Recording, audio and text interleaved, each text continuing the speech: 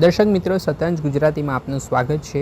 વાવ થરાદ જિલ્લાના લાખણી તાલુકાના કુવાણા ગામમાં એક યુવકની સરા જાહેરમાં ધોળા દિવસે હત્યાની ઘટનાથી ચકચાર મચી ગઈ છે।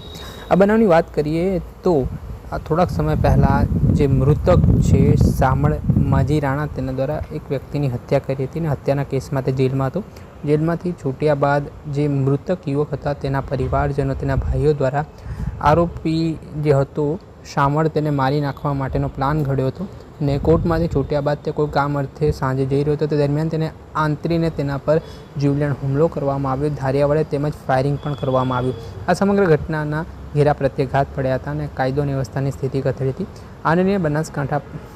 આને લઈને વાવ થરાદ પોલીસની ટીમ દોડતી થઈ હતી। આ મામલાને લઈને શું કહી રહ્યા છે વાવ થરાદના એસપી ચિંતન બારિયા, તેમને સાંભળો। થરાદ જિલ્લાના લાખણી તાલુકાના કુવાણા ગામ ખાતે આજે એક ફાયરિંગ વિથ ખૂનનો બનાવ બનેલ છે। પોલીસને તાત્કાલિક માહિતી મળી એટલે બનાવવાળી સ્થળે પહોંચી અને ઉપલબ્ધ સીસીટીવી કેમેરાના માધ્યમથી ગુનાની પ્રાથમિક તપાસ આરંભી છે। જે આરોપીઓ છે એની ઓળખ કરવાની કામ અને જે વિગતો મળી છે પ્રાથમિક, એના આધારે સમગ્ર જિલ્લામાં નાકાબંધી કરી અને આરોપીઓ સુધી મૂળ સુધી પહોંચવા માટે અમારી લોકલ અને સ્થાનિક તમામ ટીમો એક્ટિવેટ થઈ છે। ટેકનિકલ અને હ્યુમન ઇન્ટેલિજન્સથી ટૂંક સમયમાં અમે ગુનાનો ભેદ ઉકેલવા માટે તમામ પ્રયત્નો કરી રહ્યા છીએ।